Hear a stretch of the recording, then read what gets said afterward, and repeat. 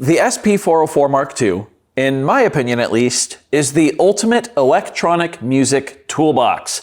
Let me explain why I think that as soon as I shout out today's patron, and that patron shout out goes to Travis Swicegood. Thank you so very much for the support. Let's get started. So this is the Roland SP-404. I've had mine for over 3 years at this point, and it has pretty much become like a part of what I do musically, no matter what.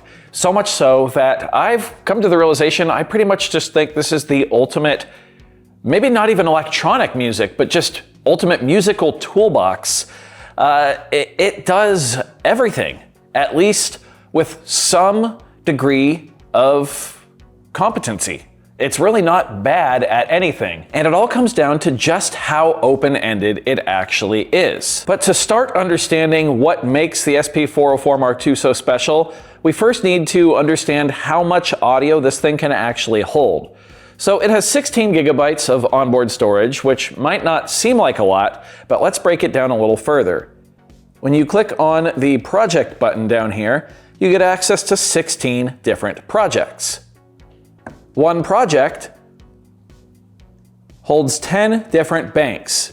There's 5 bank buttons, and then you can double tap it to get to a second bank. A bank is composed of up to 16 samples, as represented by the grid here. So that's 160 samples per project. However, one sample, one pad, can hold up to 16 minutes of audio. This means that a sample could be anything from a one-shot, like a quick kick drum or snare drum sample, all the way to 16 minutes of a live set. You could have backing tracks. You could have 4 different stems of a single backing track that are synced together to play when you hit 1. You could have some backing vocals that you want to trigger manually. You could have backing vocals that are sequenced into the sequencer, because yeah, it's got one of those.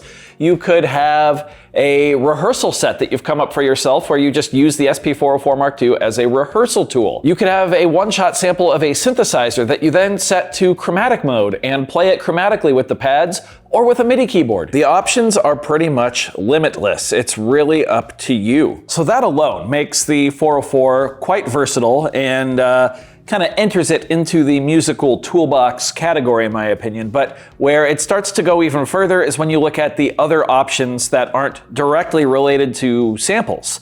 For instance, there are 3 different ways to power the 404 Mark II. You can use its dedicated adapter. You can also power it over USB Type-C, even with a battery bank, or you can power it with 6 AA batteries. And from the looks of the warning on the screen, I think I might need to charge mine in a minute.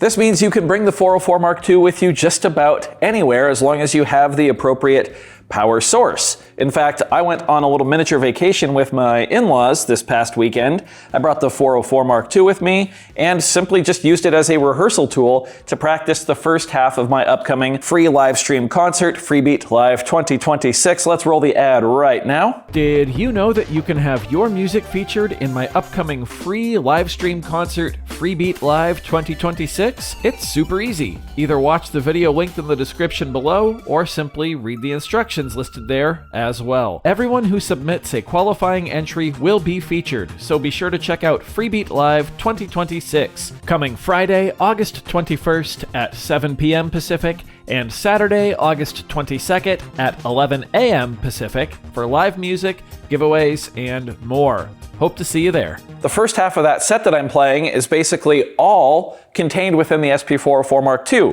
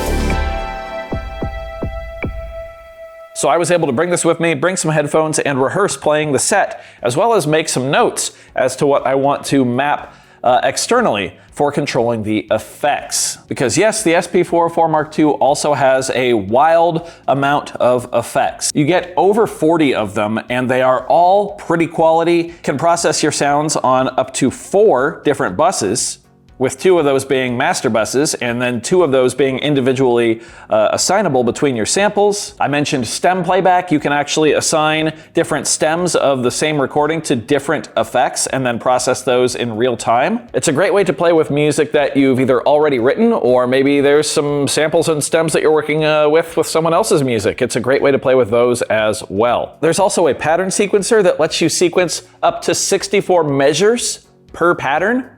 Not 64 steps, 64 measures, and you get 160 patterns per project. You can also then export those patterns as samples, and you can actually make your own stems from a pattern. So you could then process those separately like we already talked about. It's crazy. There's a looper. There's also skip back sampling, so it's always listening to about the past 30 seconds or so of whatever you've done on the device. And yep, you can resample that and export it as a sample too. Basically, however you are trying to work with this device, there's going to be some way to creatively make it happen.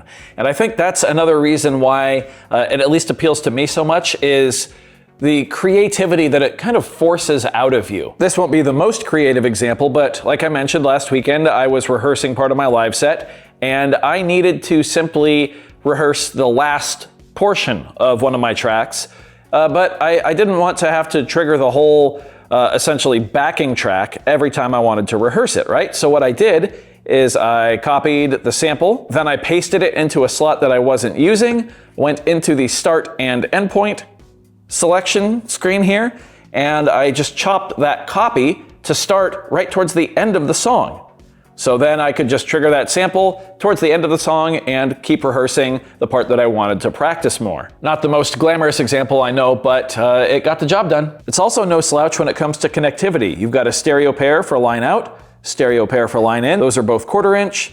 It's also got TRS MIDI in and out, and it does MIDI over USB-C, data transfer over USB-C, and audio over USB-C. In just a minute, I'm gonna plug a USB-C cable from right here into the DJI Osmo Pocket 3 camera that I'm using, and I'm just gonna be able to record audio directly into it. But that's not all for I/O, because it also has a 1/4 inch input on the front that can be used for a microphone or a guitar or bass, complete with gain control. And then it's got 2 separate headphone outputs. One is 1/4 inch and one is 3.5 millimeter. And believe it or not, there's actually even more features that we haven't even touched on.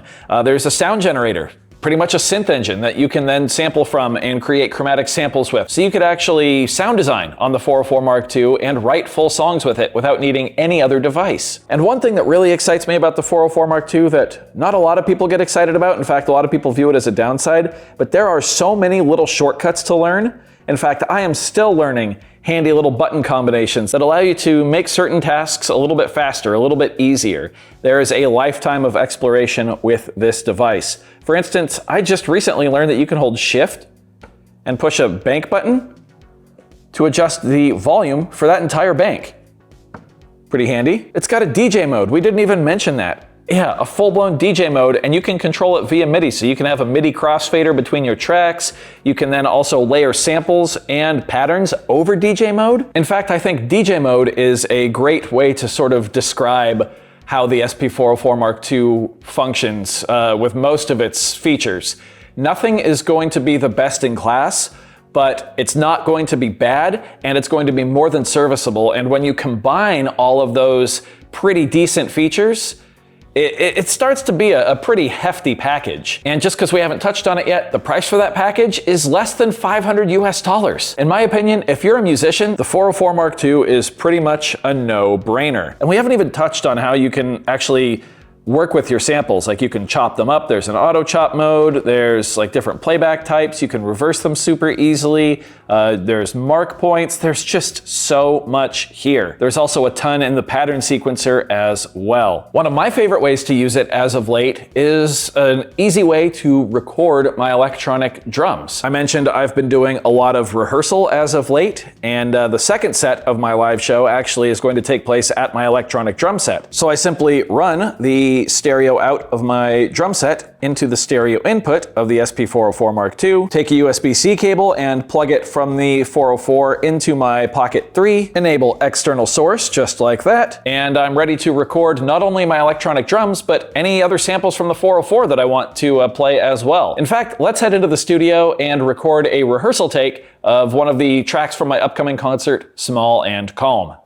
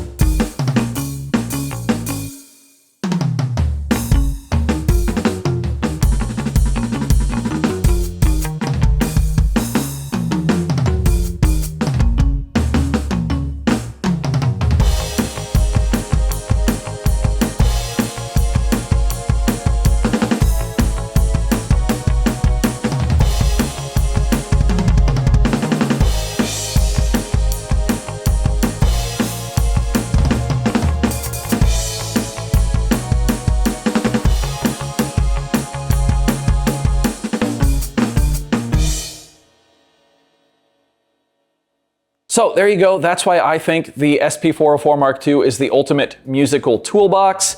Sorry if this video is kind of weird. I know I probably should have put some more audio examples in there, but because it's sample-based, it's really up to you what you want to do and how you want to use it. I just wanted to kind of remind people that, hey, this thing exists. It's relatively affordable compared to a lot of things on the market, and it has a ridiculously long feature set, and none of those features are bad. They're all at least decent, at least usable, which is pretty remarkable. And no, Roland did not pay me to make this video. In fact, I actually borrowed this unit from Zounds.com a few years ago. Didn't really click with it at first, and then I actually met a Roland employee, Dustin, at KnobCon, and he kind of showed me what he was using his 404 Mark II for, and I was like, wait, you can do that?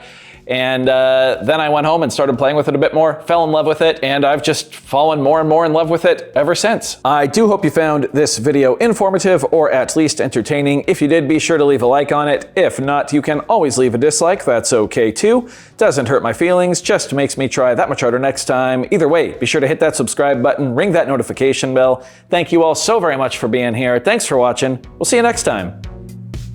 Bye.